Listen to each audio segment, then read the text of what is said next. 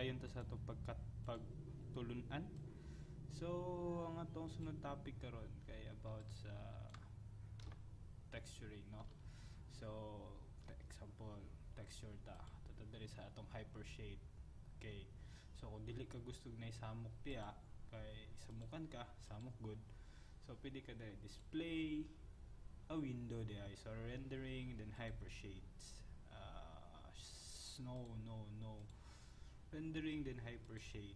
So hypershade, i-open niya tong hypershade panel nimo, no? Kung duha imong monitor pwede nimo butang speakers. Okay, so buhatag Lambert. Okay, so sample, sir, gusto na ko butang ang picture na ako sa ko ang uyab or something shit nimo butang dia. So saan na siya? So first is kuha na to siya, si Lambert mo na texture dia, no? Base texture mo man jud ni pinakasugod niya na texture. Then ato ta sa 2D texture then file. Okay, so file, kuha na to si file. Then pangitaan na tong image. So kuha lang tag image dire, wala mo ko yung image kay dire. Raya photo ngita ta.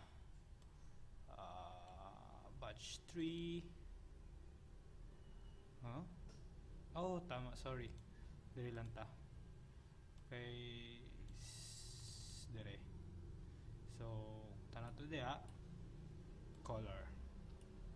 So pag abot na to dia 6 na to, dahil mo gawas 6 dara. So super daot siya, dili ang katong picture na to tong ang gawas ngano man render, dili siya to picture. So cursor, so unsaon na siya. So pinakauna magod basta magbutan na kag picture kailangan na siya UV map. So part gyud na siya sa texturing pero magbuhat og topic na para lang pang enhance sa UV map. Kani murag pahapyaw lang sa idea niya.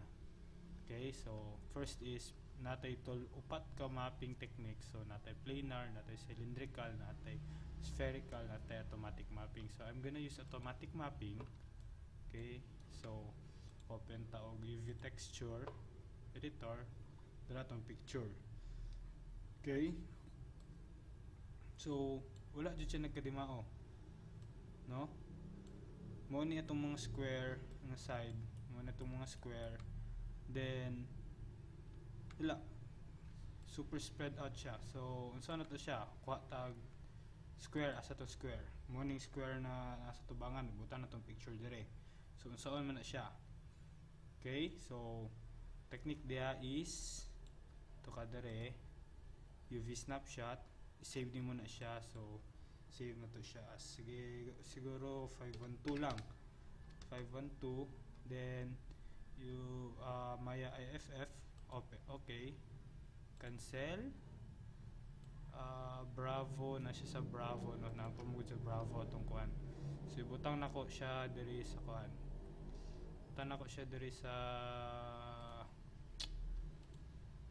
thesis kay wala may sulod ni tech images. Okay, then tiil. Okay, then open tag Photoshop. Sa Photoshop na to siya hanayon. Okay, Photoshop.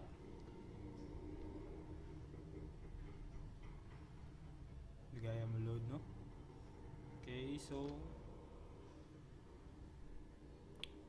okay, na ta sa Photoshop, no? So open na to tong atong gi-save asa to dapita. So render, then models, then thesis, then sa images tiil. Okay, so mo na ni siya. So na to dire, tangan sa na to color kay di man to makita. So ayun, yun ang square. So dapat dire na to ibutan tong tiil. So open ta.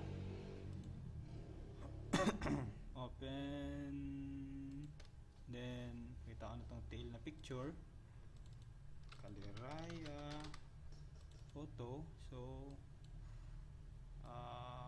tail asa to dapita. Ayun, kani lang kay klaro. So i-drag na, ay hindi hanap, hindi mo ako nakuha na kung kauban. Okay, so buta na to siya diha. Anad man tag shit na map ay. Okay, buta na to diha. Okay, swak na to siya diha sa square. Mo man na itong atubangan na to na square, diba? Katong i-select na ako. Okay, then save na to ni siya. Control S, save. Control S, then texture TL, then save.